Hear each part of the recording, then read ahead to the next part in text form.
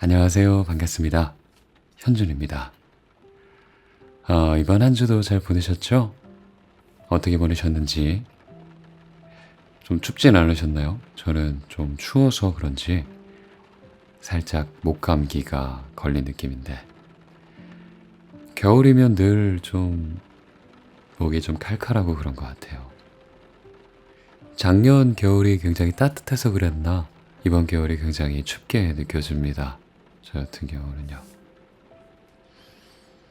요즘에 저는 글을 좀 쓰고 있어요.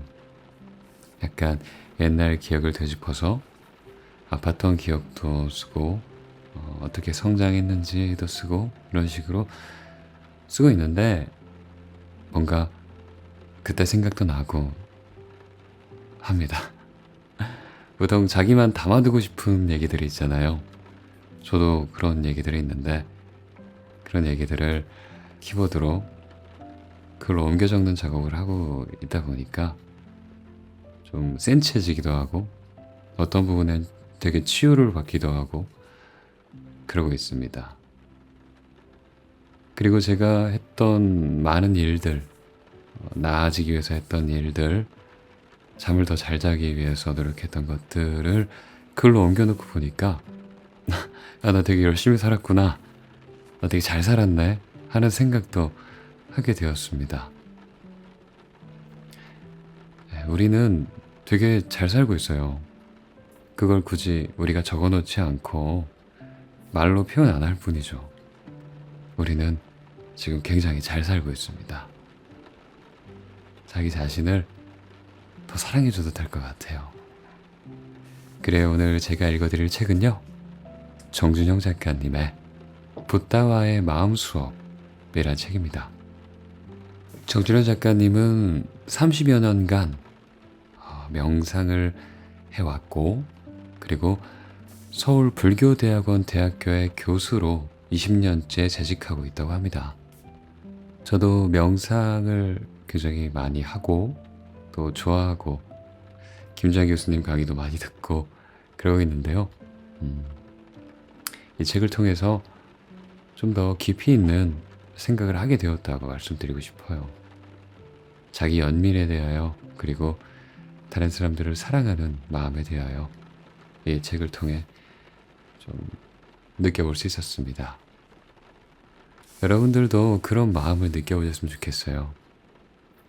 우리는 이 순간에 과연 어떤 마음으로 살아가고 있는가? 나는 나를 사랑하고 있는가? 그리고 내가 다른 사람을 정말로 위하며 살고 있는가? 아니면 위하는 척만 하고 살고 있는가에 대하여 생각하는 어떤 시간이 되었으면 좋겠어요. 그렇잖아요. 뭘 바라고 잘해주고 하는 건, 그건 진심으로 잘해주는 게 아니죠. 저도 그럴 때가 많습니다. 하지만 그럴 때마다 내가 지금 어떤 바라는 게 있구나 하는 생각을 하면서, 그러지 말아야지, 이런 것도 나지만 이건 아니다, 이런 생각하곤 합니다.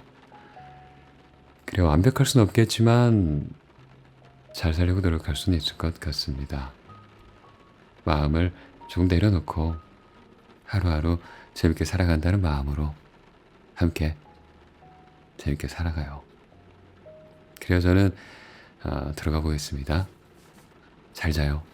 안녕.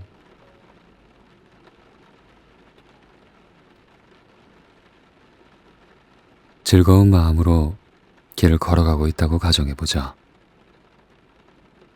신이나 입가에 저절로 미소가 걸린다. 그런데 갑자기 맞은편에서 내가 싫어하는 사람이 걸어오고 있다. 심장은 두근거리고 시선은 어디에 두어야 할지 모르겠다. 저 인간을 여기서 보다니. 즐거운 마음은 온데간데 없이 사라지고 분노가 일어난다. 그 사람과의 악연으로 일어났던 일들이 삽시간에 떠오른다. 당신은 이 순간 싫어하는 그 사람을 향해 욕을 하거나 때려주는 것이 속이 편할까? 아니면 그냥 못 본 척 지나가는 것이 편할까? 어느 방법을 택할 것인가? 아마도 대부분의 사람은 오늘 운도 더럽게 없네 하며 못 본 척 지나가려 할 것이다. 속 시원하게 너 참 잘 만났다 하며 욕을 하고 때리고 싶겠으나 긴장도 되고 그 다음에 발생할 복잡한 일이 예상되기에 대부분 화가 나도 참고 겉으로 잘 드러내지 않는다. 이것을 도덕성 혹은 윤리의식이라고 한다. 만약 사람들이 인내심 없이 화나는 대로 겉으로 표현하고 살았다면 이 세상은 갈등과 다툼으로 가득할 것이다. 누가 시키지 않았음에도 우리는 인내하고 예의를 차리고 약속을 지키는 등 기본적인 도덕성을 지니고 있다. 그리고 이러한 마음은 내가 다른 사람들과 함께 살아가는데 뿌리와 같은 토대의 역할을 한다. 우리가 기본으로 지닌 이러한 마음을 바탕으로 사회 법이 만들어졌고 종교에서는 계율, 계명, 규범 등으로 지킬 것을 권유한다. 물론 이러한 마음을 잘 지키지 못하고 기분대로 언행을 하는 사람들은 국가가 나서서 사회에서 격리하기도 한다. 첫 장면으로 돌아가 보자. 나는 즐거운 마음으로 길을 가고 있다. 그런데 갑자기 싫어하는 사람이 맞은편에서 나타났다. 순간 화가 난다. 분노가 부글부글 끓어오른다. 여기서 다시 질문하겠다. 만약 우리가 도덕성을 잘 지키고 인내하면 이렇게 화난 마음을 다스릴 수 있을까? 윤리, 계율, 계명, 규범의 실천이 우리의 분노를 조절하게 해줄까? 만약 질문이 어렵다면 바꿔보겠다. 혹시 법을 잘 지키면 화가 안 날까? 화가 난다. 때론 화가 더 나기도 한다.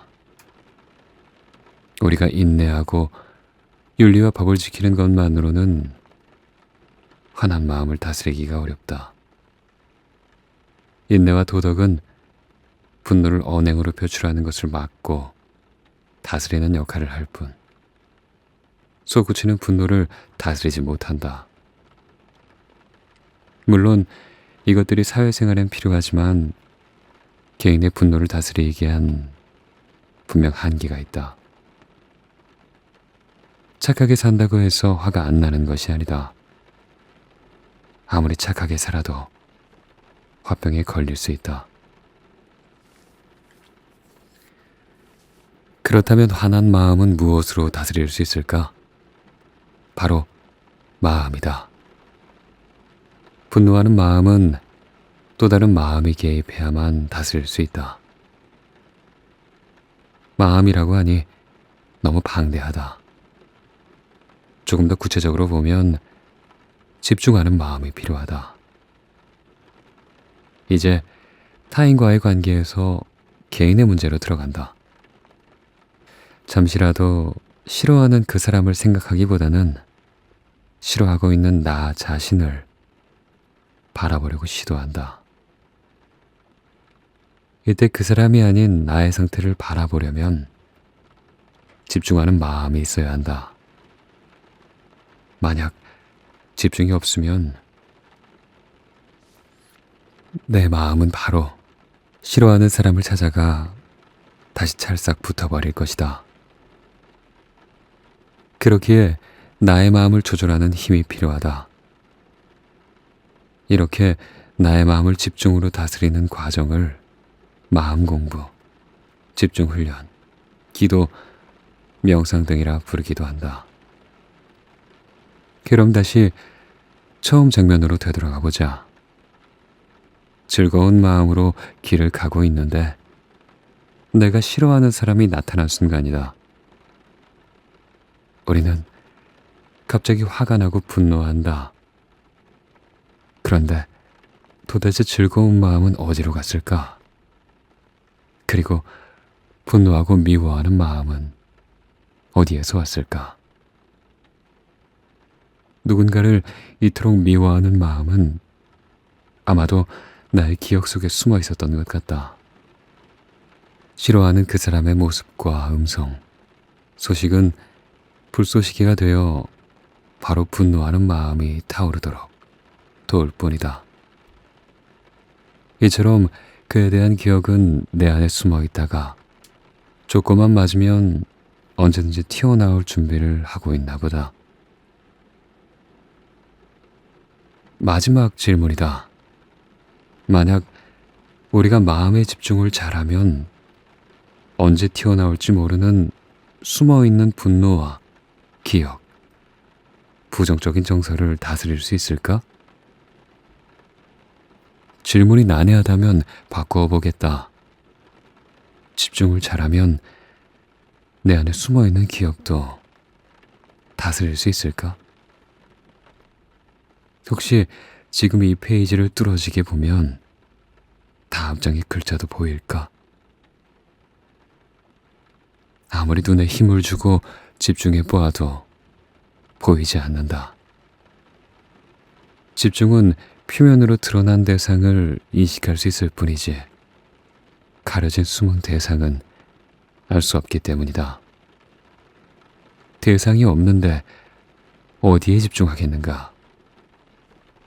보이지 않는데 어떻게 조준하겠는가? 이처럼 집중은 마음을 다스리는 좋은 훈련법이지만 한계가 있다. 그렇다면 숨어있는 마음과 기억은 무엇으로 다스릴 수 있을까? 바로 지혜다. 물론 지혜가 마음과 기억을 추적하듯 찾아내어 없애는 건 아니다. 지혜는 지금 내가 분노하는 이유를 파악하고 돕고 분노하는 날 객관적으로 볼 수 있게 한다.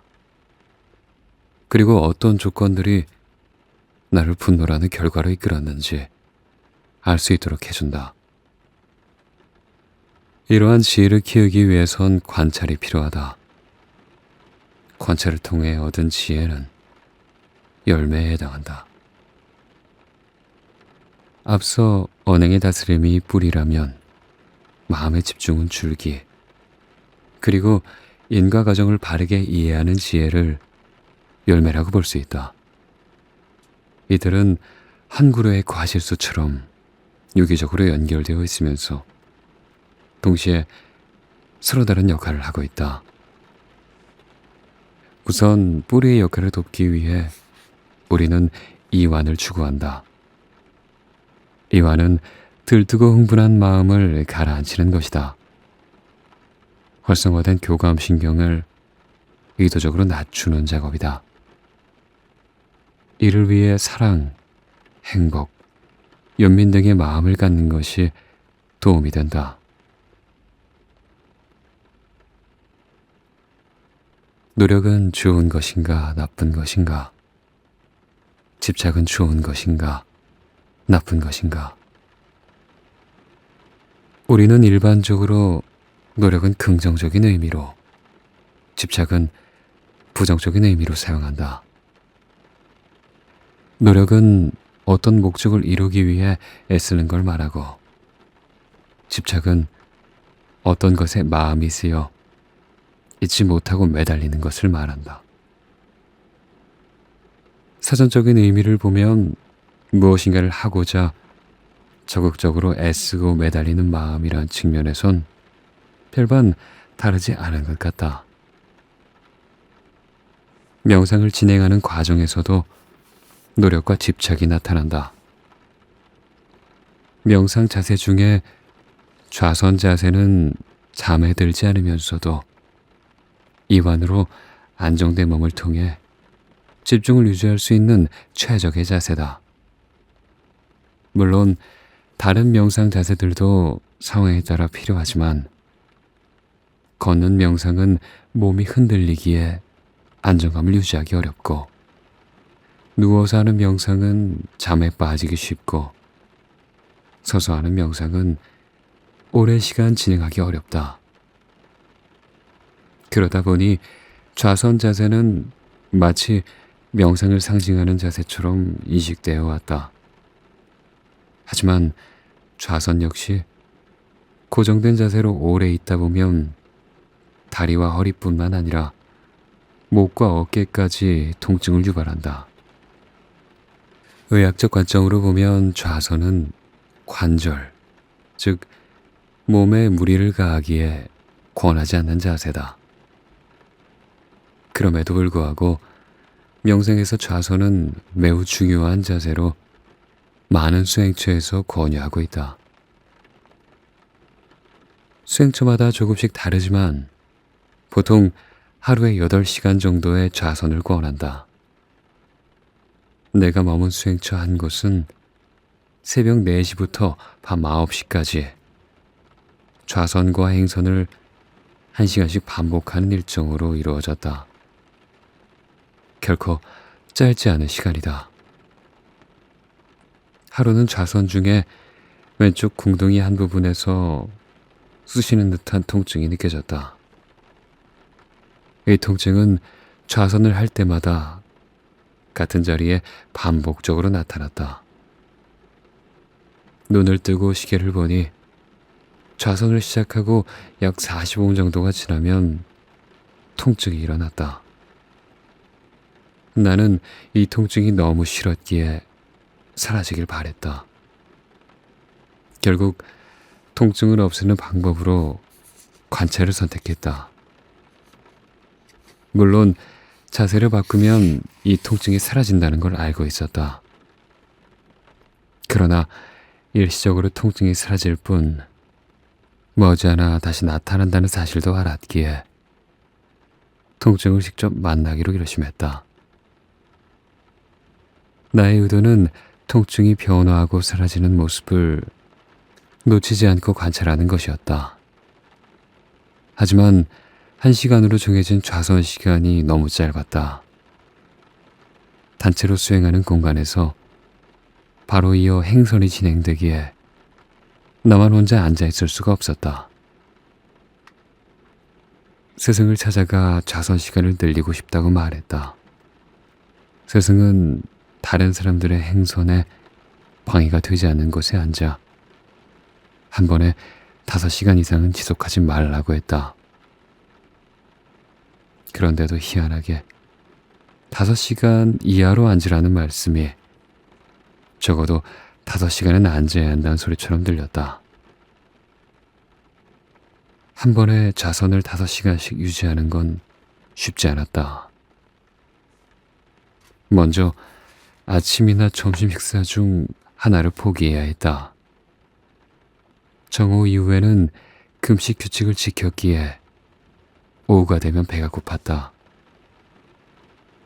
그래서 아침에 나오는 가벼운 죽이나 국수는 포기할 수 있어도 점심밥만큼은 포기할 수 없었다. 결과적으로 새벽에 수행홀에 나와 점심시간 전까지 앉아 있어야만 했다. 무엇보다 힘든 건 통증을 직접 만나는 것이었다. 대략 45분 이후부터 나타나는 통증은 왼쪽 궁둥이 깊숙한 곳에서 시작해 나를 찌르고 또 찔렀다. 통증이 싫어서 다리를 잠깐 들썩거리거나 엉덩이를 살짝 움직여도 통증은 사라졌다. 심지어 몸의 미세한 움직임만 일어나도 통증은 바로 숨어버렸다. 그러면 다시 그 통증을 만나기 위해 45분 정도를 기다려야만 했다.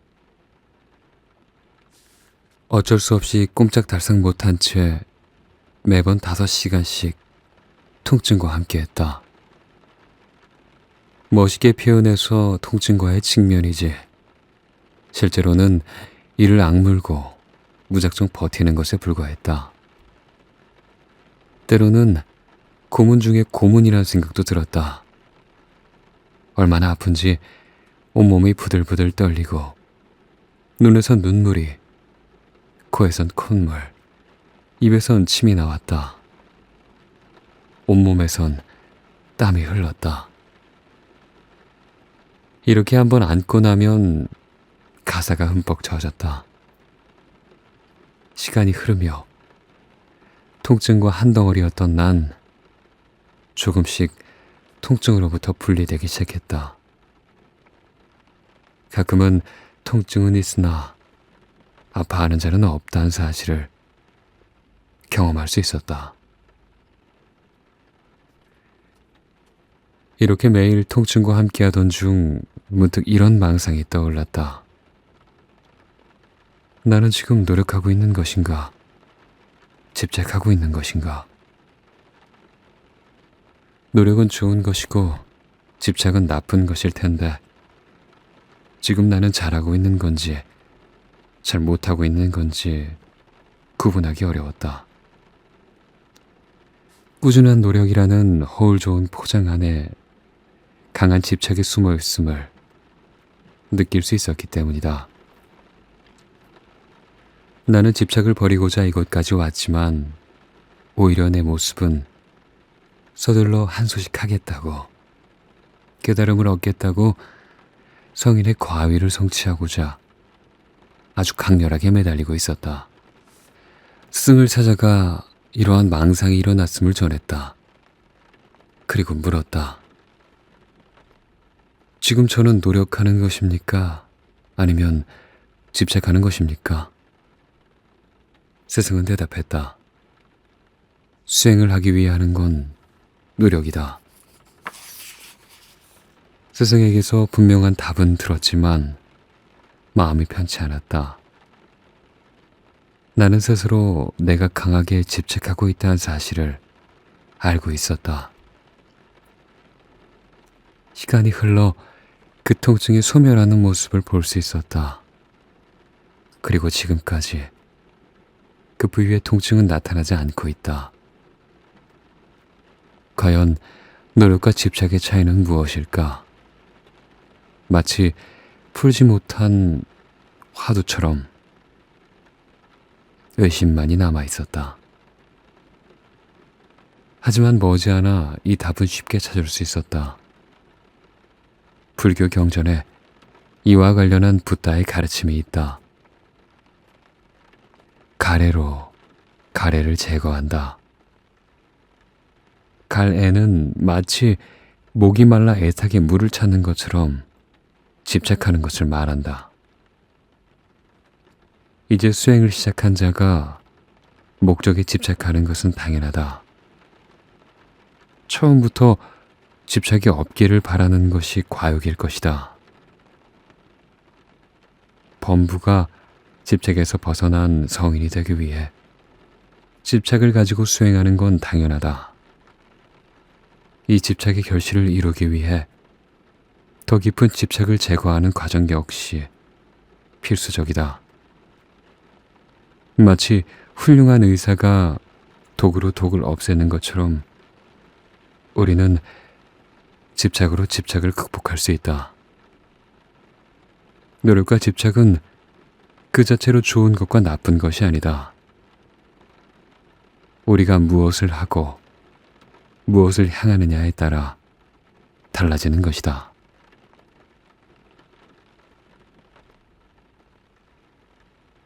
미얀마 마하시 명상센터에 들어온 지 일주일쯤 되었을 때였다. 눈을 감고 지루한 시간을 보내고 있었다. 그런데 갑자기 몸이 가벼워지면서 무거웠던 어깨, 저리고 쑤시던 허벅지와 종아리가 마치 솜털처럼 가볍게 느껴졌다. 몸의 위로 점점 떠오르는 것 같았다. 그 찰나에 드디어 내가 공중부양을 하는구나 라는 생각이 스쳐갔다. 몸은 점점 위로 올라가듯 떠올랐다. 이렇게 계속 오르면 하늘을 날 수도 있지 않을까. 감고 있던 눈 안이 점점 밝아졌다. 처음에는 작은 점에서 시작한 빛이 점점 커지더니 사방이 환해졌다. 내 시야에는 밝고도 맑은 빛 외에는 아무것도 없었다. 그러던 중에 꽃향기가 느껴졌다. 말로 표현하기 어려울 정도로 좋은 향기가 내 코를 가득 채웠다. 나의 몸은 가벼워 하늘로 오르고 사방은 빛으로 가득하며 세상은 꽃향기로 가득했다. 아, 이래서 명상을 하라고 하는 거구나. 우리 아버지가 나에게 이런 경험을 해보라고 그렇게 명상을 시키셨구나.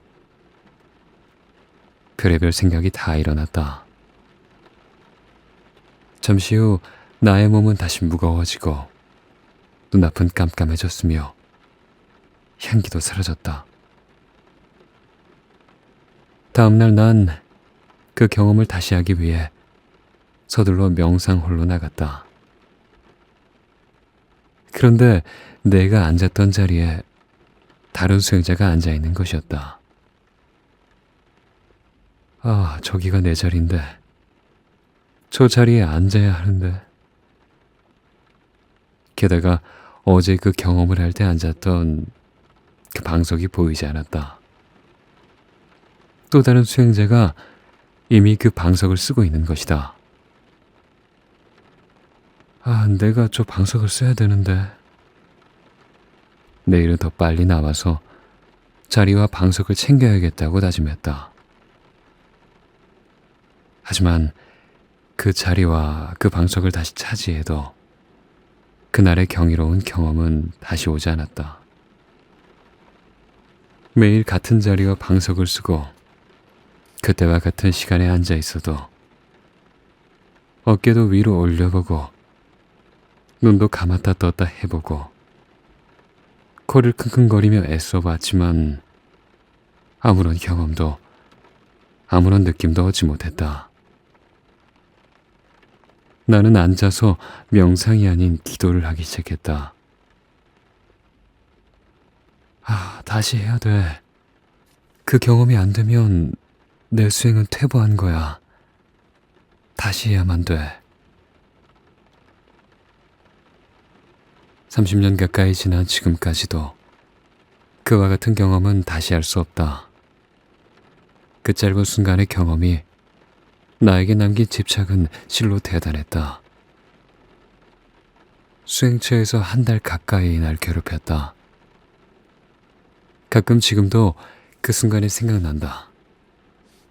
물론 새롭게 나타난 경험들이 그 자리를 메워주었기에 그랬기에 벗어날 수 있었는지도 모른다. 수행자들은 수행 중에 다양한 경험을 한다. 눈앞에 천연색 광경이 펼쳐지기도 하고 하늘을 날아다니며 풍광을 즐기기도 한다. 명상홀에 닫힌 문에서 빛이 뚫고 나오기도 하고 어떤 형상이 눈앞에 나타나 나에게 말을 걸고 심지어 대화를 하기도 한다. 턱 밑에 배가 붙어 있기도 하고 발목 통증이 내 눈앞에 떠 있기도 하며 내가 내 문 밖으로 나와 나를 바라보기도 한다. 부드럽던 호흡이 빨래판을 긁듯 거칠게 느껴지고 개처럼 할딱거리는 듯한 호흡을 경험하기도 한다. 몸의 하체가 사라지기도 하고 상체가 안 느껴지기도 하며 때로는 몸의 반쪽만 남아있기도 한다. 마음으로 알아차리는 현상마다 그 순간에 사라지고 들숨은 못 느끼고 날숨만 느끼기도 한다. 호흡이나 몸이 사라지기도 하며 깜빡 종전의 기억을 잃기도 한다. 물론 이러한 경험들은 수행의 진행에 따라 나름의 의미를 지니지만 동시에 수행자에게 강한 두려움과 집착을 남기기도 한다. 마치 굶주린 사자가 먹이에 집착하듯 수행자는 자신의 특별한 경험에 매달린다. 이러한 집착은 수행의 목적을 잃은 상태라 볼 수 있다. 특히 불교 수행은 모든 것은 변하고 그 안에 나라고 할 만한 것은 없다는 사실을 알기 위해 한다.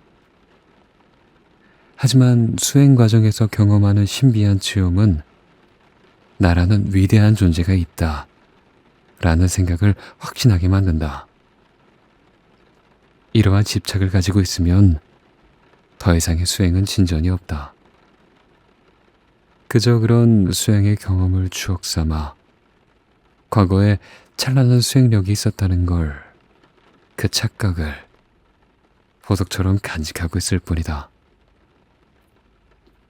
수행은 지금 순간에 경험하는 것이지 과거의 경험을 회고하는 것이 아니다. 예를 들어보자. 수행자가 만약 다음과 같이 10가지 현상들을 경험한다면 그건 좋은 경험일까, 나쁜 경험일까? 첫 번째 광명은 마음속에서 강한 빛이나 환한 광채를 경험하는 것이고, 두 번째 지혜는 예리한 이해력, 깊은 의미를 꿰뚫는 듯한 통찰이 생기는 걸 말한다. 세 번째 희열은 몸의 전율이나 흥분, 강한 희열을 느끼는 것이고, 네 번째 평안은 몸과 마음이 아주 안정되고 편안해지는 것이다. 다섯 번째 즐거움은 행복감이나 즐거운 느낌이 일어나는 것이고, 여섯 번째 확신은 자신의 수행에 대한 믿음이 강해지는 것이다.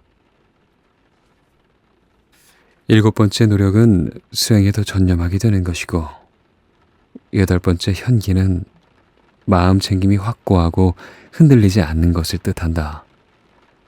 아홉 번째 평정은 나타나고 사라지는 현상들에 평정심이 생기는 상태이며,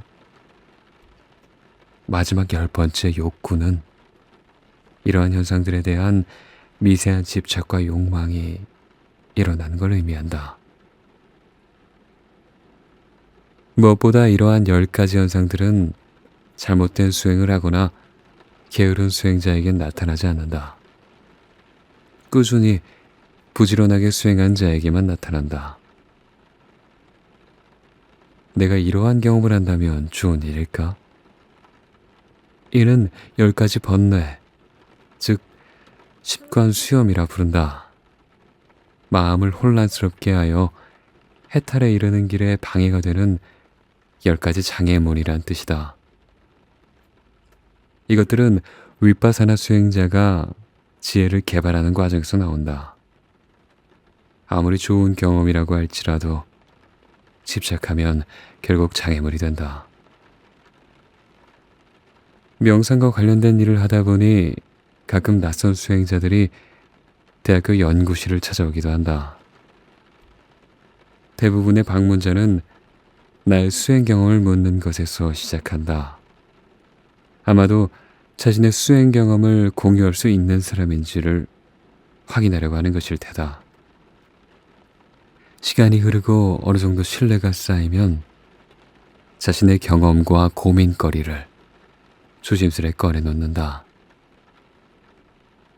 자신의 수행에 진전이 없음을 하소연하기도 하는데, 문제는 자신의 경험과 수행력을 자신이 판단하고 있다는 점이다.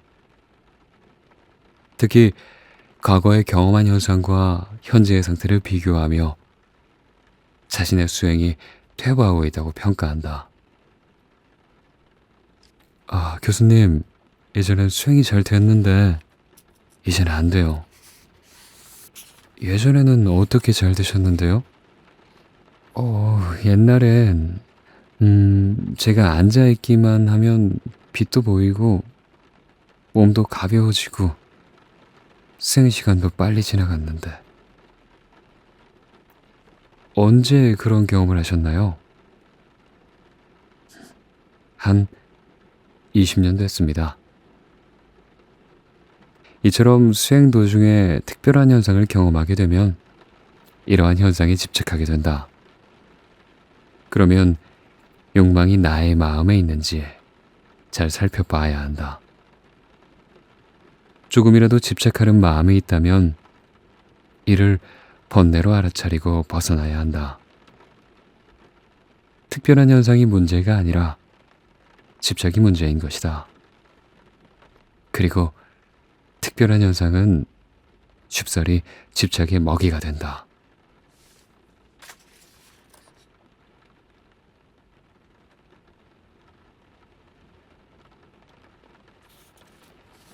사랑은 물질이 아니다. 따라서 그 양이 제한되어 있지 않다. 우리는 필요하다면 마음먹고 늘릴 수도 줄일 수도 있다. 물론 사랑은 자기 자신을 위해, 타인을 위해, 모든 생명체를 위해, 또 다른 의지처를 위해 나눌 수 있다. 이들 중에 가장 기본이 되는 사랑은 나를 향한 사랑일 것이다. 사랑은 내가 나에게도 줄 수 있다. 누군가는 내가 나를 사랑하는 것이 쉽지 않다고 말한다. 하지만 충분히 가능하다. 어쩌면 이미 나를 너무 사랑해서 내가 원하는 만큼의 사랑이 충족되지 않는 것을 두고 어렵다고 하는지도 모르겠다.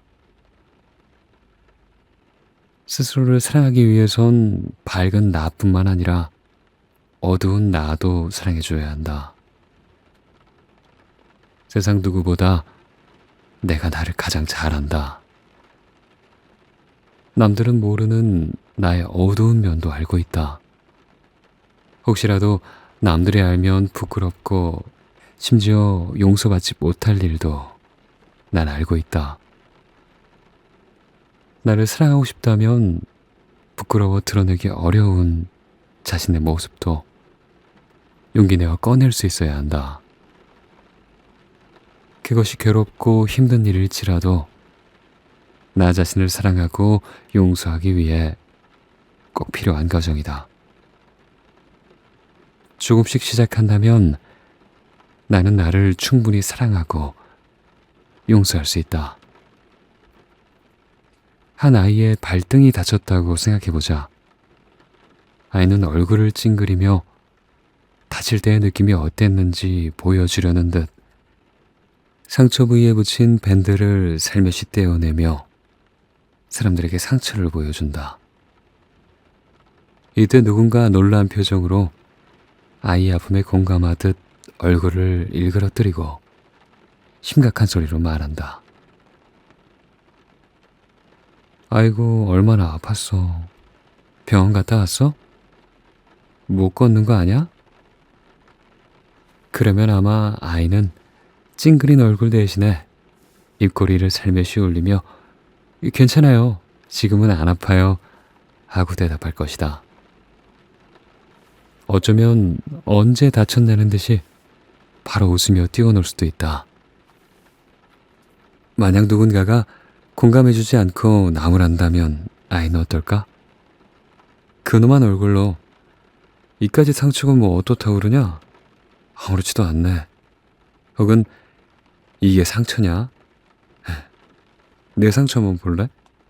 하고 말한다면 아이는 아마도 시무룩한 표정으로 상처난 발을 졸룩거리며 돌아갔을지도 모른다.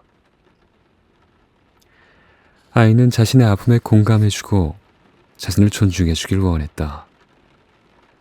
우린 너무나 잘 알고 있다. 어린아이만이 공감과 존중을 바라는 것이 아니라는 사실을 말이다. 만약 내 발등에 상처가 났다면 내 가족과 친구들이 어떻게 반응해주길 원하는가? 어린아이처럼 대놓고 말하기엔 쑥스럽지만 어른도 공감과 존중을 원한다. 그런데 내가 나를 사랑하고 존중하지 않는다면 누가 나를 사랑하고 존중해 주겠는가? 내가 나를 칭찬하지 못하고 용서하지 못한다면 누가 나를 용서하겠는가? 우리는 스스로를 사랑하고 존중하고 칭찬하고 용서해야만 한다. 그리고 이렇게 키운 사랑은 점차 확장되어 간다. 우리는 스스로를 사랑해야 한다. 이 사랑이 자리 잡아야 다른 사람에 대한 사랑, 존중, 칭찬과 용서로 확장하기가 쉽다. 누군가 자신을 사랑하고 용서하기는 어려워도 다른 사람을 사랑하고 용서하기가 더 쉽다고 생각한다면 그건 한 번쯤은 의심해 봐야 할 일이다. 어쩌면 난 내가 다른 사람을 사랑하는 것이 아니라 나의 이익을 위해 혹은 그 사람에게 잘 보여야 하기에 일어나는 마음일지도 모른다.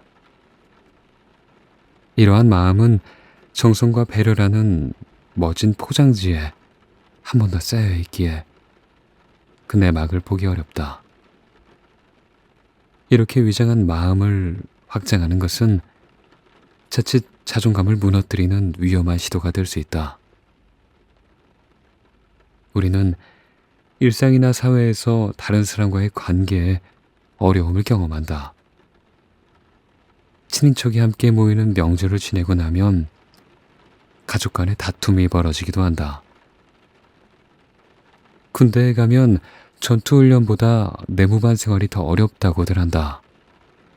직장인 중에서도 업무보다 관계의 어려움을 호소하는 경우가 많다. 개인보다 집단을 중시하는 문화적 배경으로 나뿐만 아니라 상대의 상황과 입장까지 고려해야 하기에 타인과의 관계를 잘 유지하기가 쉽지 않다. 마음속에서는 저 인간을 도대체 어떻게 이해해야 하나? 저 사람과는 성격이 안 맞아. 같은 감정이 솟구치지만 입으론 예 알겠습니다 라고 순응하니 이 괴리감은 나를 괴롭게 만든다. 이처럼 다른 사람과 좋은 관계를 유지하는 건 여간 어려운 일이 아니다. 그러다 보니 관계 개선을 위한 해결책으로 식사를 대접하거나 선물을 하는 등 정성과 배려를 표현하기도 한다. 하지만 이러한 정성과 배려라는 포장이 자칫 나의 마음을 다치게 만들 수도 있다. 내 마음 안에서 내가 이렇게 하면 저 사람도 나에게 이렇게 하겠지 하는 마음이 일어난다면 이는 위험한 발상이다. 나의 이익을 위해 상대에게 베푸는 건 위기를 벗어나기 위한 일시적 모면책에 불과하다. 게다가 이러한 시도는 나의 자존감을 걸고 하는 도박과도 같다. 이는 내가 예상했던 대로 상대가 반응하지 않을 수 있기 때문이다. 예를 들어 직장 상사에게 커피를 한 잔 전하며 내가 이렇게 하면 저 사람이 오늘은 잔소리를 안 하겠지 하는 생각을 했다고 가정해보자. 그런데 나름 성의를 보이며 커피를 전달했음에도 상사가 잔소리를 더하면 어떨까? 아, 내가 이렇게까지 했는데 하며 자존감이 무너질지도 모른다. 베풀고서 당하는 것이다. 이처럼 자신의 어려운 상황을 극복하기 위해 정성과 배려라는 허울은 추천하고 싶지 않다. 자존감을 걸고 하는 위기모면책은 정말 위험하다. 그렇다면 이 방법은 어떨까? 커피 한 잔 마시고 직장에서 더 힘내세요 하는 생각으로 상사에게 커피를 전했다면 그가 나에게 어떤 반응을 하든지 상관없다. 내 자존감에 상처를 받는 일은 없을 것이다. 내가 굶주린 상태에서 남에게 음식을 나눠줄 수는 없다. 내가 나를 사랑하고 용서할 때 이제야 비로소 모든 존재의 행복과 이익을 바라는 마음, 모든 존재가 괴로움에서 벗어나길 바라는 마음이 펼쳐진다. 다른 사람을 향한 사랑의 방사는 위기모면책과 다르다. 이는 사물양심으로 확산된다. 사물양심은 제한 없이 헤아릴 수 없을 만큼 많아도 좋은 네 가지 마음을 의미하고, 이는 바로 사랑과 연민, 기쁨과 평온, 즉 자비의사를 말한다. 이를 위한 방법은 의외로 간단하다. 나 자신을 사랑하는 마음부터 시도해야 한다. 불교에서는 이러한 시도를 처음 하는 사람에게 특정 문구를 외우는 방법을 권하는데, 이를 자해명상이라 부른다. 물론 불교 경전이나 수행처에서 사용하는 전형적인 문구들이 있으며 방법도 수백 가지가 넘는다. 하지만 아래처럼 간단한 문장을 마음속으로 외우며 시작할 수 있다. 부디 내가 편안하기를. 부디 내가 행복하기를. 내가 편안하고 행복하길 바라는 마음으로 이러한 문구를 반복적으로 외우는 것이다. 너무 빠를 필요도, 너무 느릴 필요도 없다. 오랫동안 할 필요도 없이 5분이어도 좋고 10분이어도 좋다. 아침이든 저녁이든 언제든 상관없다. 우울하거나 불안하다고 느낄 때, 밤에 누워 잠이 오지 않을 때에도 괜찮다. 학교나 직장, 버스나 지하철 안에서에도 좋다. 오랜 시간보다 자주 행하는 것이 나으며 특정 시간대를 루틴으로 만드는 것이 좋다. 혹시 자해명상 중에 다른 생각이 끊임없이 일어나면 호흡과 함께 진행하는 것도 좋다. 몸으로는 숨을 들이쉬면서 마음으로는 부디 내가를 외우고, 몸으로는 숨을 내쉬면서 마음으로는 편안하기를 하고 외우는 것이다. 흥분하거나 불안할 땐 의도적으로 심호흡하거나 날숨을 길게 가져가며 문구를 함께 외우는 것도 방법이다. 이는 부교감 신경을 활성화시켜서 이완을 도와준다. 이러한 방법들이 익숙해지고 자기 자신에 대한 사랑의 마음이 어느 정도 생기면 대상을 바꾸어 시도해보는 것도 좋다. 나에게서 타인으로 바꿔보는 것이다. 예를 들어 대상이 엄마라면 이렇게 표현해보는 거다. 부디 엄마가 편안하기를. 부디 엄마가 행복하기를. 물론 다른 대상을 넣어도 좋다. 불교 수행에서는 타인을 대상으로 하는 자해 명상의 경우 좋아하는 사람을 먼저 삼을 걸 권유한다. 좋아하는 사람을 문장에 넣어 외우며 사랑하는 마음을 키우고, 그 마음이 커진 것 같으면 점차 대상을 확장하는 것이다. 내가 잘 모르는 무관한 사람으로 해보고 마지막으로 싫어하는 사람을 넣어본다. 무관한 사람은 내 옆에 버스를 기다리는 사람이 될 수도 있고, 나와 함께 지하철에 타고 있는 다수의 사람이 될 수도 있다. 중요한 건 누군가를 대상으로 삼느냐가 아니라 이 과정을 통해 사랑의 마음이 일어나는가다. 따라서 특정인을 대상으로 삼을 때 사랑보다 원망, 후회, 분노 같은 부정적인 마음이 일어난다면 아직 내가 준비가 덜 되었고 그도 적절한 대상이 아니란 신호다. 사랑하는 마음이 생기지 않는 대상을 굳이 삼으려 애쓰지 말고 잘 되는 대상부터 삼는 것이다. 내가 아직 충분하지 않은 상태에서 누군가에게 일어나지도 않는 사랑을 억지로 용서와 화해라는 미명 아래 만들 필요가 없다. 내 마음도 공허한데 누구를 채워줄 수 있겠는가? 나에게 사랑이 차고 넘쳐야 나눠줄 수 있는 것이다. 그러니 타인에 대한 사랑이 어려우면 나부터 나를 사랑해줄 줄 알아야 한다. 누군가가 편안하기를 바란다고 해서 그가 실제로 편안해지는 건 아니다. 그럼에도 불구하고 내가 누군가의 평안을 계속 바란다면 그 순간 내 마음은 편안해질까 불편해질까? 당연히 사랑은 나를 편안하고 행복하게 만들어준다.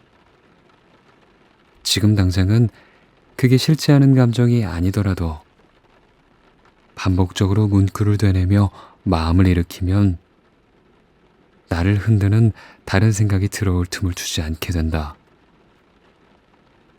그러다 보면 그 말에 대한 집중이 생기고 집중이 생기면 흔들리지 않는 편안함이 찾아온다.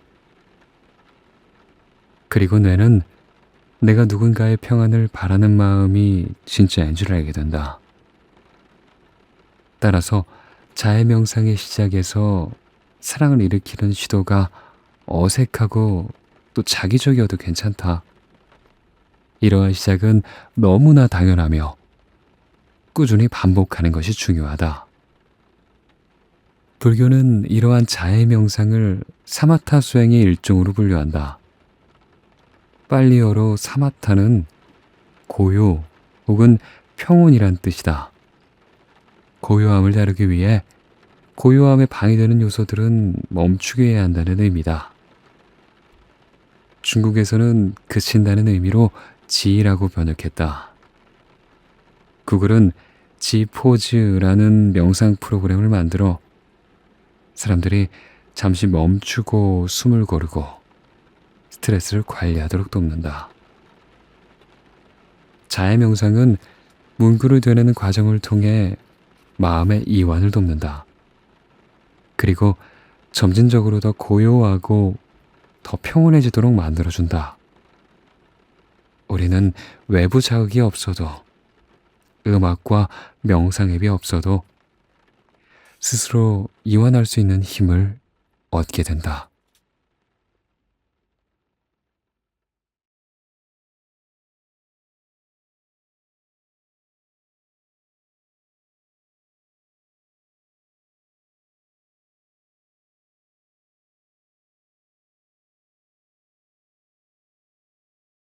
즐거운 마음으로 길을 걸어가고 있다고 가정해보자.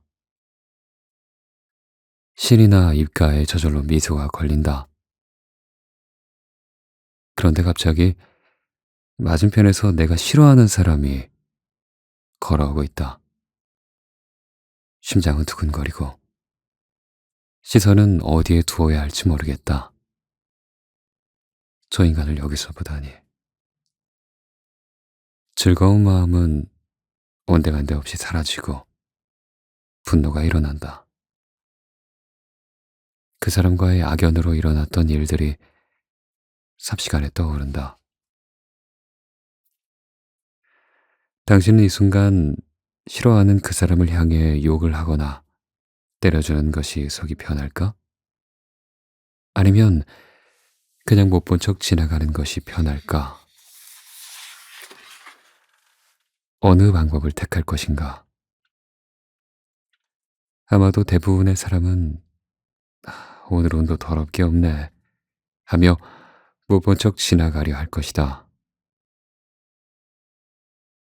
속 시원하게 너 참 잘 만났다 하며 욕을 하고 때리고 싶겠으나 긴장도 되고 그 다음에 발생할 복잡한 일이 예상되기에 대부분 화가 나도 참고 겉으로 잘 드러내지 않는다. 이것을 도덕성 혹은 윤리의식이라고 한다. 만약 사람들이 인내심 없이 화나는 대로 겉으로 표현하고 살았다면 이 세상은 갈등과 다툼으로 가득할 것이다. 누가 시키지 않았음에도 우리는 인내하고 예의를 차리고 약속을 지키는 등 기본적인 도덕성을 지니고 있다. 그리고 이러한 마음은 내가 다른 사람들과 함께 살아가는데 뿌리와 같은 토대의 역할을 한다. 우리가 기본으로 지닌 이러한 마음을 바탕으로 사회 법이 만들어졌고 종교에서는 계율, 계명, 규범 등으로 지킬 것을 권유한다. 물론 이러한 마음을 잘 지키지 못하고 기분대로 언행을 하는 사람들은 국가가 나서서 사회에서 격리하기도 한다. 첫 장면으로 돌아가 보자. 나는 즐거운 마음으로 길을 가고 있다. 그런데 갑자기 싫어하는 사람이 맞은편에서 나타났다. 순간 화가 난다. 분노가 부글부글 끓어오른다. 여기서 다시 질문하겠다. 만약 우리가 도덕성을 잘 지키고 인내하면 이렇게 화난 마음을 다스릴 수 있을까? 윤리, 계율, 계명, 규범의 실천이 우리의 분노를 조절하게 해줄까? 만약 질문이 어렵다면 바꿔보겠다. 혹시 법을 잘 지키면 화가 안 날까? 화가 난다. 때론 화가 더 나기도 한다. 우리가 인내하고 윤리와 법을 지키는 것만으로는 화난 마음을 다스리기가 어렵다. 인내와 도덕은 분노를 언행으로 표출하는 것을 막고 다스리는 역할을 할 뿐, 솟구치는 분노를 다스리지 못한다. 물론 이것들이 사회생활엔 필요하지만 개인의 분노를 다스리기엔 분명 한계가 있다. 착하게 산다고 해서 화가 안 나는 것이 아니다. 아무리 착하게 살아도 화병에 걸릴 수 있다. 그렇다면 화난 마음은 무엇으로 다스릴 수 있을까? 바로 마음이다. 분노하는 마음은 또 다른 마음이 개입해야만 다스릴 수 있다. 마음이라고 하니 너무 방대하다. 조금 더 구체적으로 보면 집중하는 마음이 필요하다. 이제 타인과의 관계에서 개인의 문제로 들어간다. 잠시라도 싫어하는 그 사람을 생각하기보다는 싫어하고 있는 나 자신을 바라보려고 시도한다. 이때 그 사람이 아닌 나의 상태를 바라보려면 집중하는 마음이 있어야 한다. 만약 집중이 없으면 내 마음은 바로 싫어하는 사람을 찾아가 다시 찰싹 붙어버릴 것이다. 그렇기에 나의 마음을 조절하는 힘이 필요하다. 이렇게 나의 마음을 집중으로 다스리는 과정을 마음 공부, 집중 훈련, 기도, 명상 등이라 부르기도 한다. 그럼 다시 처음 장면으로 되돌아가 보자. 즐거운 마음으로 길을 가고 있는데 내가 싫어하는 사람이 나타난 순간이다. 우리는 갑자기 화가 나고 분노한다. 그런데 도대체 즐거운 마음은 어디로 갔을까? 그리고 분노하고 미워하는 마음은 어디에서 왔을까? 누군가를 이토록 미워하는 마음은 아마도 나의 기억 속에 숨어 있었던 것 같다. 싫어하는 그 사람의 모습과 음성, 소식은 불쏘시개가 되어 바로 분노하는 마음이 타오르도록 도울 뿐이다. 이처럼 그에 대한 기억은 내 안에 숨어 있다가 조금만 맞으면 언제든지 튀어나올 준비를 하고 있나 보다. 마지막 질문이다. 만약 우리가 마음의 집중을 잘하면 언제 튀어나올지 모르는 숨어 있는 분노와 기억, 부정적인 정서를 다스릴 수 있을까? 질문이 난해하다면 바꾸어 보겠다. 집중을 잘하면 내 안에 숨어 있는 기억도 다스릴 수 있을까? 혹시 지금 이 페이지를 뚫어지게 보면 다음 장의 글자도 보일까? 아무리 눈에 힘을 주고 집중해 보아도 보이지 않는다. 집중은 표면으로 드러난 대상을 인식할 수 있을 뿐이지 가려진 숨은 대상은 알 수 없기 때문이다. 대상이 없는데 어디에 집중하겠는가? 보이지 않는데 어떻게 조준하겠는가? 이처럼 집중은 마음을 다스리는 좋은 훈련법이지만 한계가 있다. 그렇다면 숨어 있는 마음과 기억은 무엇으로 다스릴 수 있을까? 바로 지혜다. 물론 지혜가 마음과 기억을 추적하듯 찾아내어 없애는 건 아니다. 지혜는 지금 내가 분노하는 이유를 파악하고 돕고 분노하는 날 객관적으로 볼 수 있게 한다. 그리고 어떤 조건들이 나를 분노라는 결과로 이끌었는지 알 수 있도록 해준다. 이러한 지혜를 키우기 위해선 관찰이 필요하다. 관찰을 통해 얻은 지혜는 열매에 해당한다. 앞서 언행의 다스림이 뿌리라면 마음의 집중은 줄기, 그리고 인과 과정을 바르게 이해하는 지혜를 열매라고 볼 수 있다.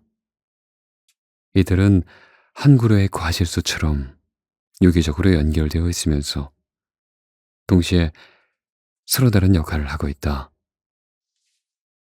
우선 뿌리의 역할을 돕기 위해 우리는 이완을 추구한다. 이완은 들뜨고 흥분한 마음을 가라앉히는 것이다. 활성화된 교감신경을 의도적으로 낮추는 작업이다. 이를 위해 사랑, 행복, 연민 등의 마음을 갖는 것이 도움이 된다. 노력은 좋은 것인가, 나쁜 것인가? 집착은 좋은 것인가, 나쁜 것인가? 우리는 일반적으로 노력은 긍정적인 의미로, 집착은 부정적인 의미로 사용한다. 노력은 어떤 목적을 이루기 위해 애쓰는 걸 말하고, 집착은 어떤 것에 마음이 쓰여 잊지 못하고 매달리는 것을 말한다. 사전적인 의미를 보면 무엇인가를 하고자 적극적으로 애쓰고 매달리는 마음이란 측면에선 별반 다르지 않은 것 같다. 명상을 진행하는 과정에서도 노력과 집착이 나타난다. 명상 자세 중에 좌선 자세는 잠에 들지 않으면서도 이완으로 안정된 몸을 통해 집중을 유지할 수 있는 최적의 자세다. 물론 다른 명상 자세들도 상황에 따라 필요하지만 걷는 명상은 몸이 흔들리기에 안정감을 유지하기 어렵고 누워서 하는 명상은 잠에 빠지기 쉽고 서서 하는 명상은 오랜 시간 진행하기 어렵다. 그러다 보니 좌선 자세는 마치 명상을 상징하는 자세처럼 인식되어 왔다. 하지만 좌선 역시 고정된 자세로 오래 있다 보면 다리와 허리뿐만 아니라 목과 어깨까지 통증을 유발한다.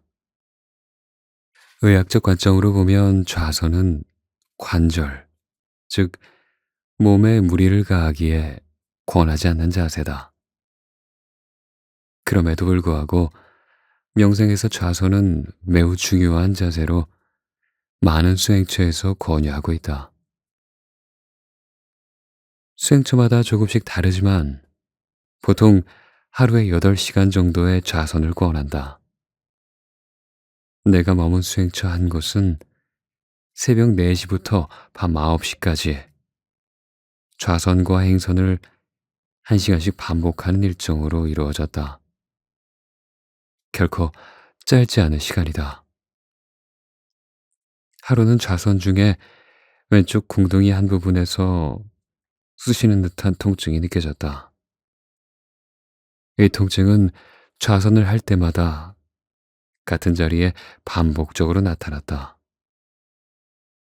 눈을 뜨고 시계를 보니 좌선을 시작하고 약 45분 정도가 지나면 통증이 일어났다. 나는 이 통증이 너무 싫었기에 사라지길 바랬다. 결국 통증을 없애는 방법으로 관찰을 선택했다. 물론 자세를 바꾸면 이 통증이 사라진다는 걸 알고 있었다. 그러나 일시적으로 통증이 사라질 뿐 머지않아 다시 나타난다는 사실도 알았기에 통증을 직접 만나기로 결심했다. 나의 의도는 통증이 변화하고 사라지는 모습을 놓치지 않고 관찰하는 것이었다. 하지만 1시간으로 정해진 좌선 시간이 너무 짧았다. 단체로 수행하는 공간에서 바로 이어 행선이 진행되기에 나만 혼자 앉아있을 수가 없었다. 스승을 찾아가 좌선 시간을 늘리고 싶다고 말했다. 스승은 다른 사람들의 행선에 방해가 되지 않는 곳에 앉아 한 번에 5시간 이상은 지속하지 말라고 했다. 그런데도 희한하게 5시간 이하로 앉으라는 말씀이 적어도 5시간은 앉아야 한다는 소리처럼 들렸다. 한 번에 좌선을 5시간씩 유지하는 건 쉽지 않았다. 먼저 아침이나 점심 식사 중 하나를 포기해야 했다. 정오 이후에는 금식 규칙을 지켰기에 오후가 되면 배가 고팠다. 그래서 아침에 나오는 가벼운 죽이나 국수는 포기할 수 있어도 점심밥만큼은 포기할 수 없었다. 결과적으로 새벽에 수행홀에 나와 점심시간 전까지 앉아 있어야만 했다. 무엇보다 힘든 건 통증을 직접 만나는 것이었다. 대략 45분 이후부터 나타나는 통증은 왼쪽 궁둥이 깊숙한 곳에서 시작해 나를 찌르고 또 찔렀다. 통증이 싫어서 다리를 잠깐 들썩거리거나 엉덩이를 살짝 움직여도 통증은 사라졌다. 심지어 몸의 미세한 움직임만 일어나도 통증은 바로 숨어버렸다. 그러면 다시 그 통증을 만나기 위해 45분 정도를 기다려야만 했다. 어쩔 수 없이 꼼짝달싹 못한 채 매번 5시간씩 통증과 함께했다. 멋있게 표현해서 통증과의 직면이지 실제로는 이를 악물고 무작정 버티는 것에 불과했다. 때로는 고문 중에 고문이라는 생각도 들었다.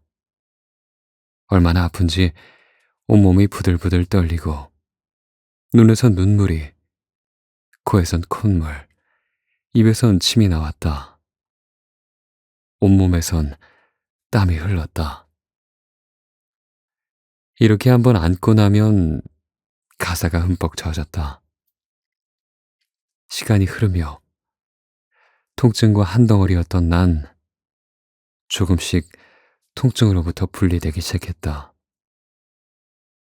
가끔은 통증은 있으나 아파하는 자는 없다는 사실을 경험할 수 있었다. 이렇게 매일 통증과 함께하던 중 문득 이런 망상이 떠올랐다. 나는 지금 노력하고 있는 것인가? 집착하고 있는 것인가? 노력은 좋은 것이고 집착은 나쁜 것일 텐데 지금 나는 잘하고 있는 건지 잘 못하고 있는 건지 구분하기 어려웠다. 꾸준한 노력이라는 허울 좋은 포장 안에 강한 집착이 숨어 있음을 느낄 수 있었기 때문이다. 나는 집착을 버리고자 이곳까지 왔지만 오히려 내 모습은 서둘러 한 소식 하겠다고, 깨달음을 얻겠다고 성인의 과위를 성취하고자 아주 강렬하게 매달리고 있었다. 스승을 찾아가 이러한 망상이 일어났음을 전했다. 그리고 물었다. 지금 저는 노력하는 것입니까? 아니면 집착하는 것입니까? 스승은 대답했다. 수행을 하기 위해 하는 건 노력이다. 스승에게서 분명한 답은 들었지만 마음이 편치 않았다. 나는 스스로 내가 강하게 집착하고 있다는 사실을 알고 있었다. 시간이 흘러 그 통증이 소멸하는 모습을 볼 수 있었다.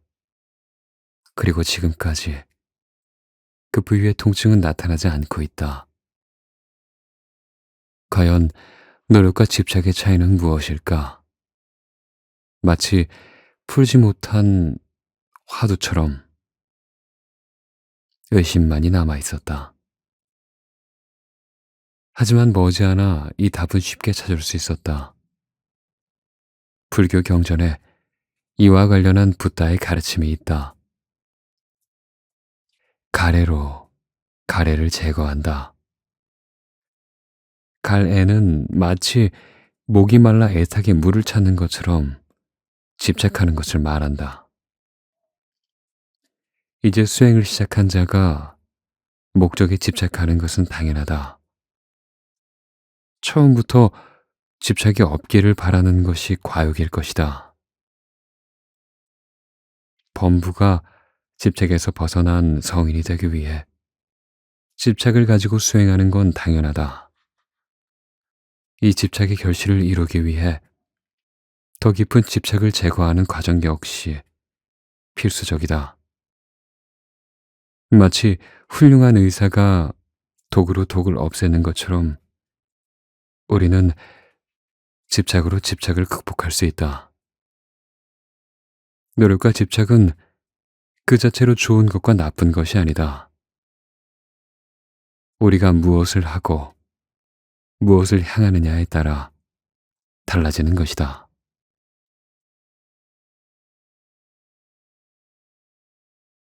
미얀마 마하시 명상센터에 들어온 지 일주일쯤 되었을 때였다. 눈을 감고 지루한 시간을 보내고 있었다. 그런데 갑자기 몸이 가벼워지면서 무거웠던 어깨, 저리고 쑤시던 허벅지와 종아리가 마치 솜털처럼 가볍게 느껴졌다. 몸이 위로 점점 떠오르는 것 같았다. 그 찰나에 드디어 내가 공중부양을 하는구나 라는 생각이 스쳐갔다. 몸은 점점 위로 올라가듯 떠올랐다. 이렇게 계속 오르면 하늘을 날 수도 있지 않을까. 감고 있던 눈 안이 점점 밝아졌다.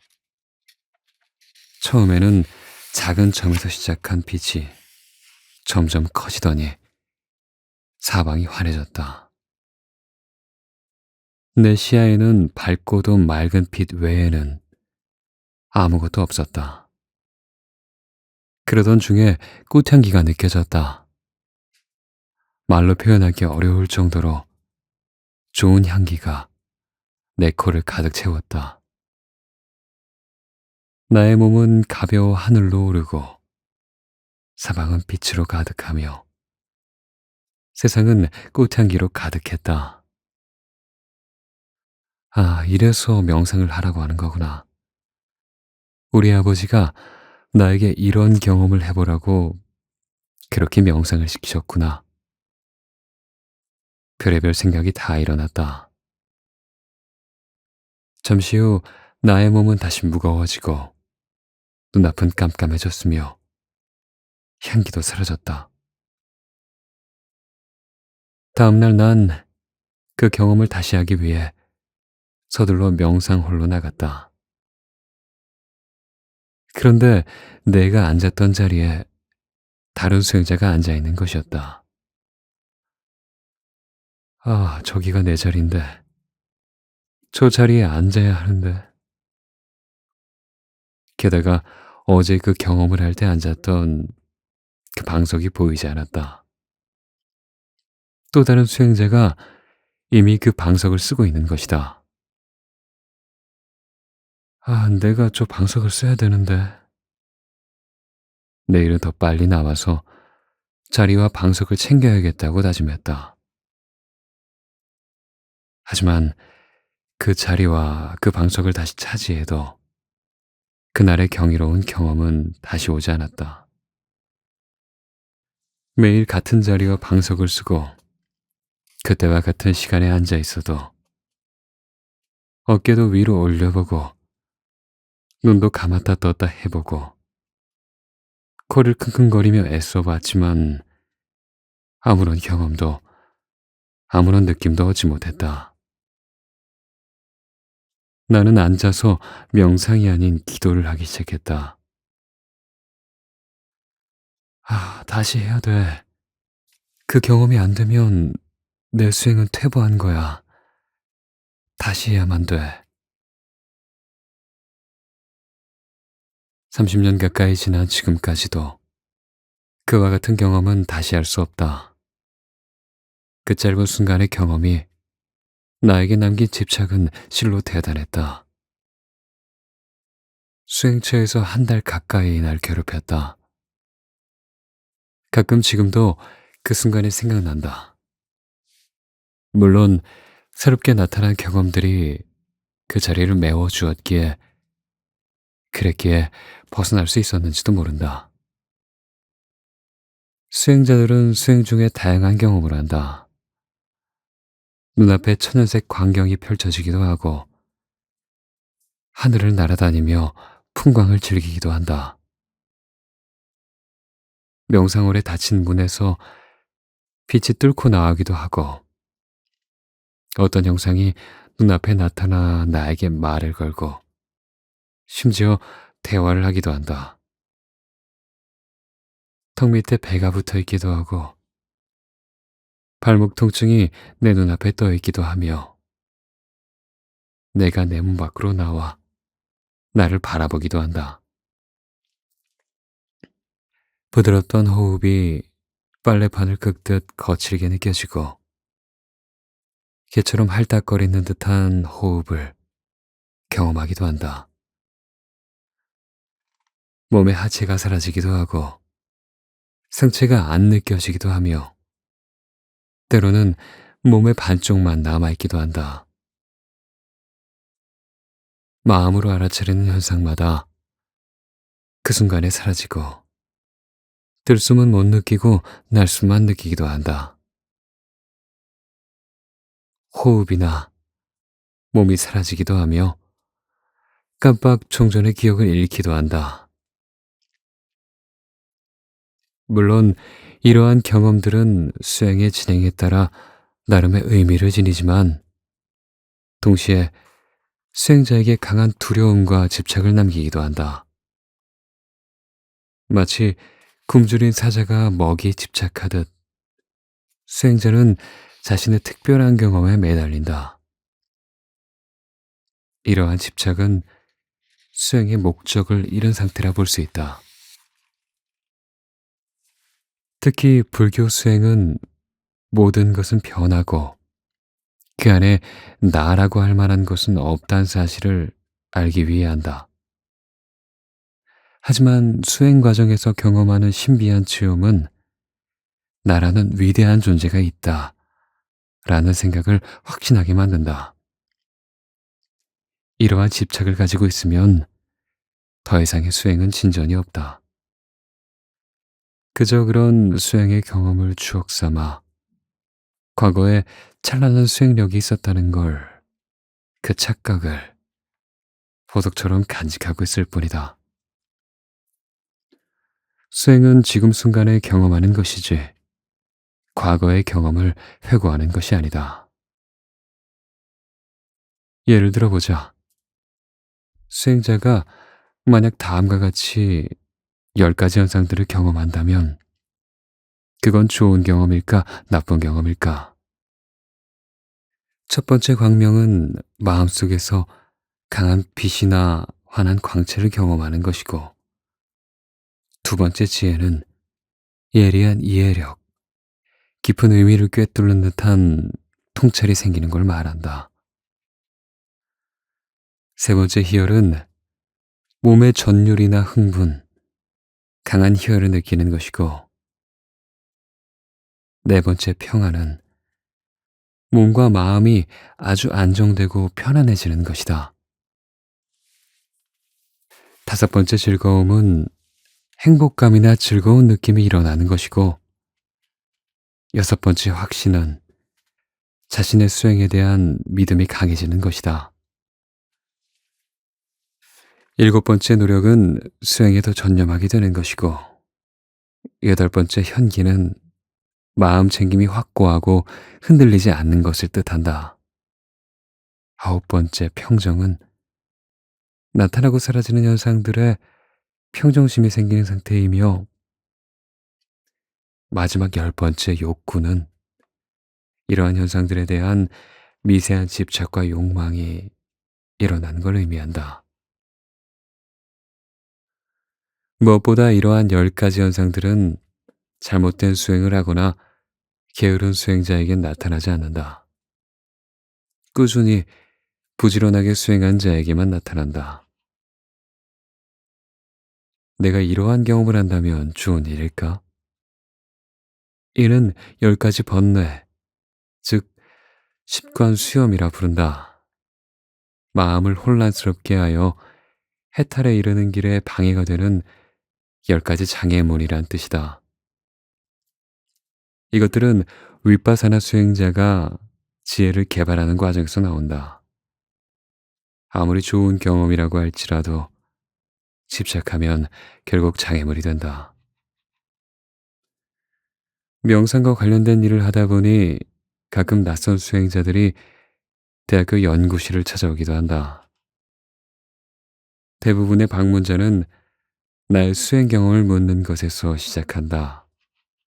아마도 자신의 수행 경험을 공유할 수 있는 사람인지를 확인하려고 하는 것일 테다. 시간이 흐르고 어느 정도 신뢰가 쌓이면 자신의 경험과 고민거리를 조심스레 꺼내놓는다. 자신의 수행에 진전이 없음을 하소연하기도 하는데, 문제는 자신의 경험과 수행력을 자신이 판단하고 있다는 점이다. 특히 과거에 경험한 현상과 현재의 상태를 비교하며 자신의 수행이 퇴보하고 있다고 평가한다. 아, 교수님, 예전엔 수행이 잘 됐는데 이제는 안 돼요. 예전에는 어떻게 잘 되셨는데요? 옛날엔 제가 앉아있기만 하면 빛도 보이고 몸도 가벼워지고 수행 시간도 빨리 지나갔는데. 언제 그런 경험을 하셨나요?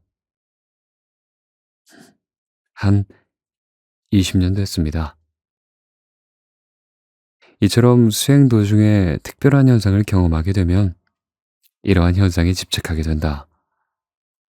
그러면 욕망이 나의 마음에 있는지 잘 살펴봐야 한다. 조금이라도 집착하는 마음이 있다면 이를 번뇌로 알아차리고 벗어나야 한다. 특별한 현상이 문제가 아니라 집착이 문제인 것이다.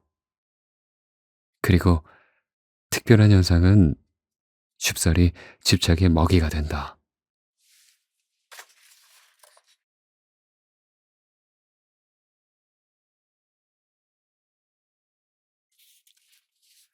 사랑은 물질이 아니다. 따라서 그 양이 제한되어 있지 않다.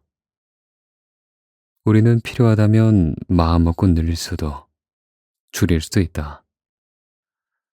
물론 사랑은 자기 자신을 위해, 타인을 위해, 모든 생명체를 위해, 또 다른 의지처를 위해 나눌 수 있다.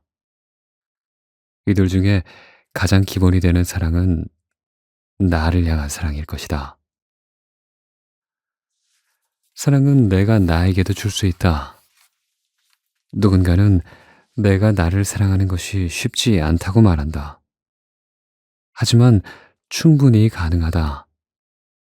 어쩌면 이미 나를 너무 사랑해서 내가 원하는 만큼의 사랑이 충족되지 않는 것을 두고 어렵다고 하는지도 모르겠다.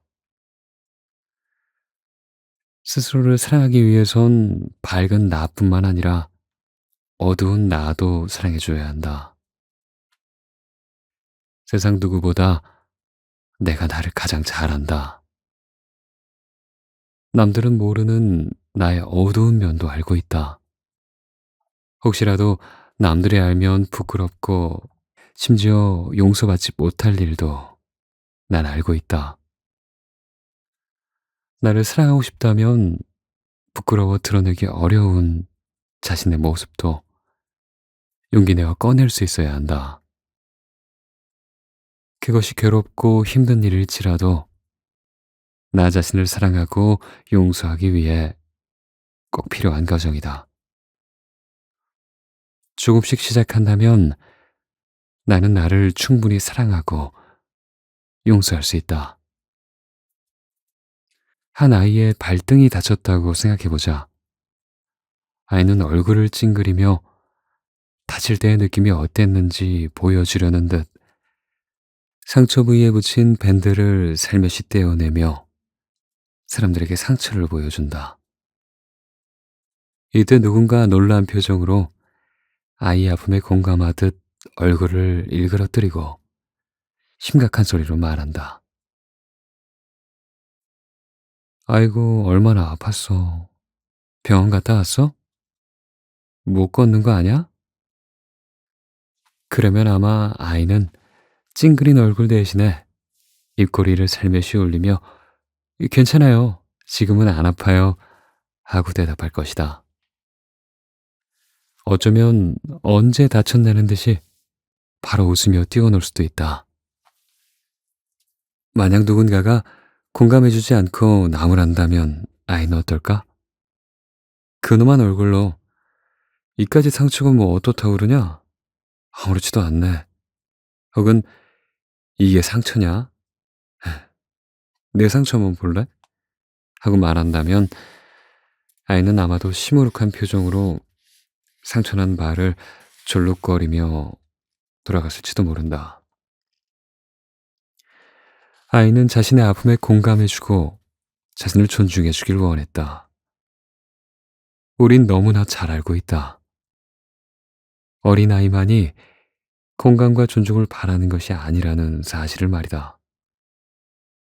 만약 내 발등에 상처가 났다면 내 가족과 친구들이 어떻게 반응해주길 원하는가? 어린아이처럼 대놓고 말하기엔 쑥스럽지만 어른도 공감과 존중을 원한다. 그런데 내가 나를 사랑하고 존중하지 않는다면 누가 나를 사랑하고 존중해 주겠는가? 내가 나를 칭찬하지 못하고 용서하지 못한다면 누가 나를 용서하겠는가? 우리는 스스로를 사랑하고 존중하고 칭찬하고 용서해야만 한다. 그리고 이렇게 키운 사랑은 점차 확장되어 간다. 우리는 스스로를 사랑해야 한다. 이 사랑이 자리 잡아야 다른 사람에 대한 사랑, 존중, 칭찬과 용서로 확장하기가 쉽다. 누군가 자신을 사랑하고 용서하기는 어려워도 다른 사람을 사랑하고 용서하기가 더 쉽다고 생각한다면 그건 한 번쯤은 의심해 봐야 할 일이다. 어쩌면 난 내가 다른 사람을 사랑하는 것이 아니라 나의 이익을 위해 혹은 그 사람에게 잘 보여야 하기에 일어나는 마음일지도 모른다. 이러한 마음은 정성과 배려라는 멋진 포장지에 한 번 더 쌓여 있기에 그 내막을 보기 어렵다. 이렇게 위장한 마음을 확장하는 것은 자칫 자존감을 무너뜨리는 위험한 시도가 될 수 있다. 우리는 일상이나 사회에서 다른 사람과의 관계에 어려움을 경험한다. 친인척이 함께 모이는 명절을 지내고 나면 가족 간의 다툼이 벌어지기도 한다. 군대에 가면 전투훈련보다 내무반 생활이 더 어렵다고들 한다. 직장인 중에서도 업무보다 관계의 어려움을 호소하는 경우가 많다. 개인보다 집단을 중시하는 문화적 배경으로 나뿐만 아니라 상대의 상황과 입장까지 고려해야 하기에 타인과의 관계를 잘 유지하기가 쉽지 않다. 마음속에서는 저 인간을 도대체 어떻게 이해해야 하나? 저 사람과는 성격이 안 맞아.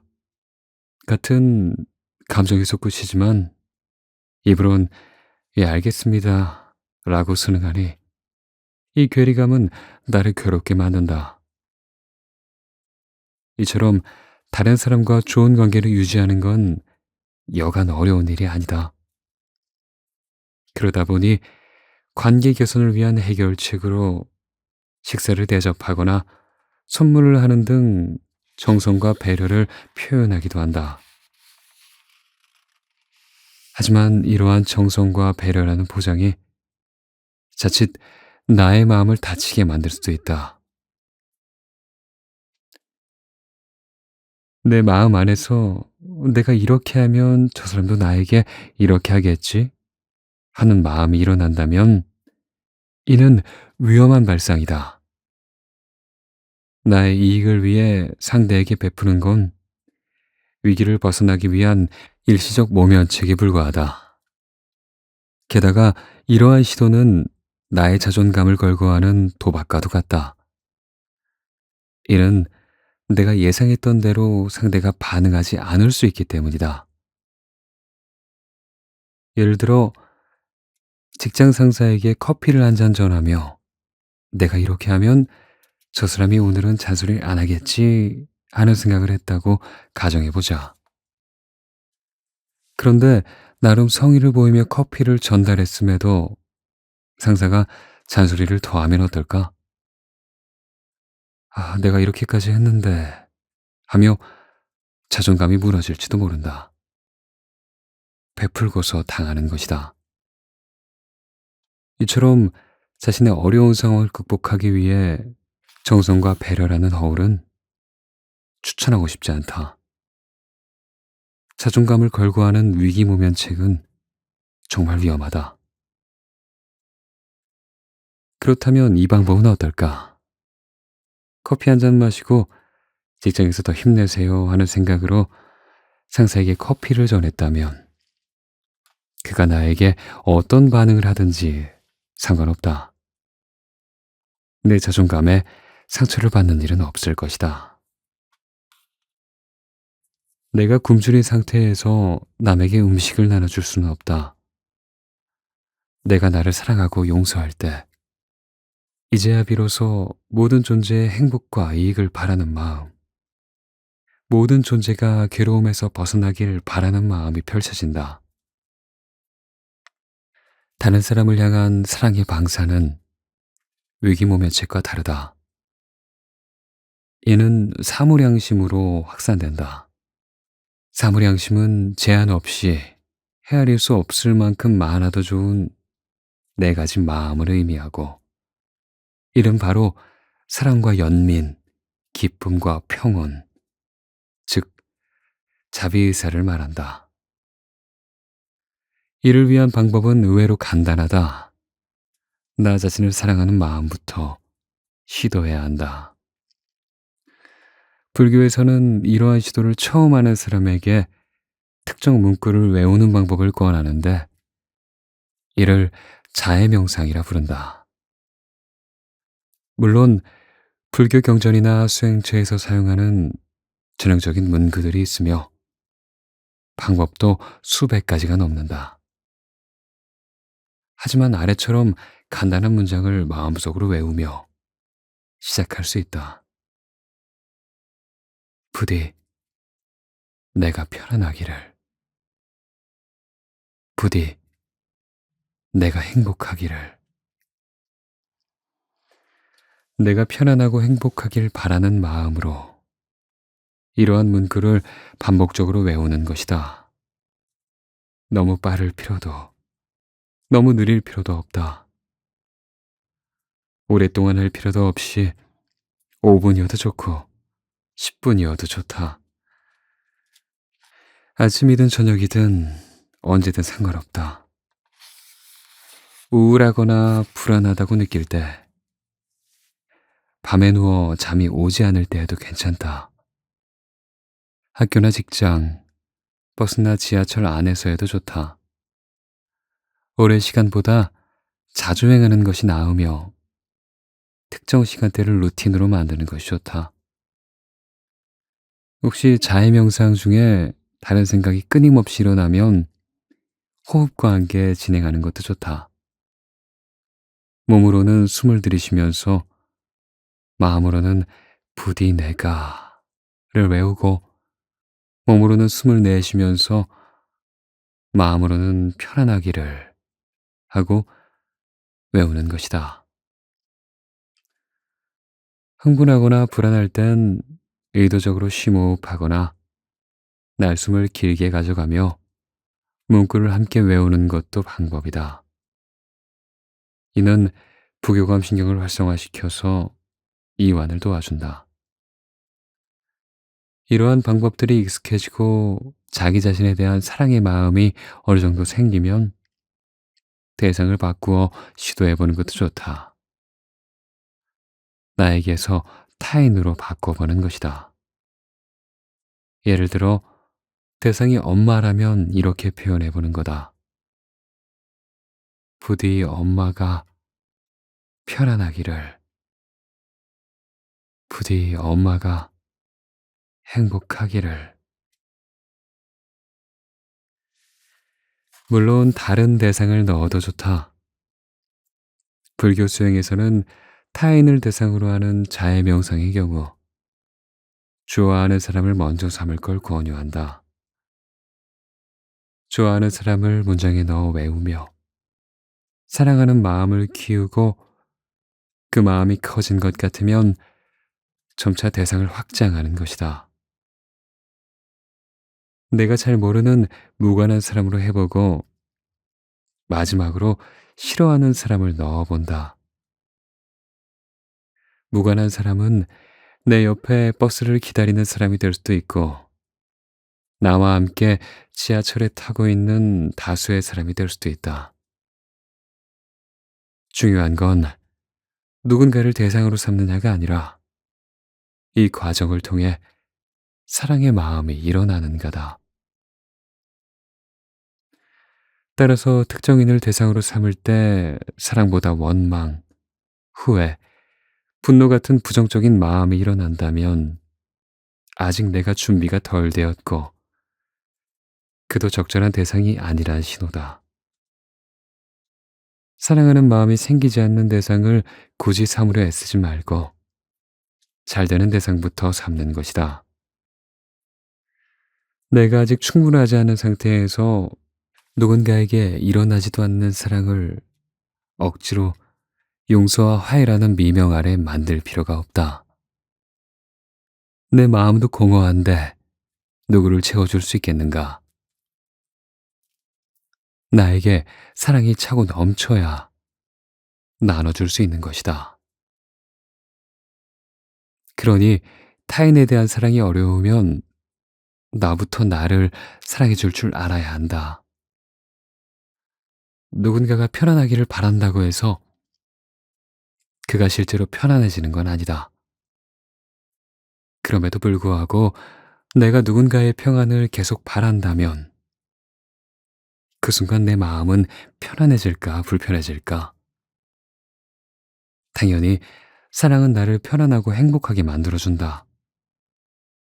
지금 당장은 그게 싫지 않은 감정이 아니더라도 반복적으로 문구를 되뇌며 마음을 일으키면 나를 흔드는 다른 생각이 들어올 틈을 주지 않게 된다. 그러다 보면 그 말에 대한 집중이 생기고, 집중이 생기면 흔들리지 않는 편안함이 찾아온다. 그리고 뇌는 내가 누군가의 평안을 바라는 마음이 진짜인 줄 알게 된다. 따라서 자해 명상의 시작에서 사랑을 일으키는 시도가 어색하고 또 자기적이어도 괜찮다. 이러한 시작은 너무나 당연하며 꾸준히 반복하는 것이 중요하다. 불교는 이러한 자해 명상을 사마타 수행의 일종으로 분류한다. 빨리어로 사마타는 고요 혹은 평온이란 뜻이다. 고요함을 다루기 위해 고요함에 방해되는 요소들은 멈추게 해야 한다는 의미다. 중국에서는 그친다는 의미로 지라고 번역했다. 구글은 지포즈라는 명상 프로그램을 만들어 사람들이 잠시 멈추고 숨을 고르고 스트레스를 관리하도록 돕는다. 자해 명상은 문구를 되뇌는 과정을 통해 마음의 이완을 돕는다. 그리고 점진적으로 더 고요하고 더 평온해지도록 만들어준다. 우리는 외부 자극이 없어도, 음악과 명상 앱이 없어도 스스로 이완할 수 있는 힘을 얻게 된다.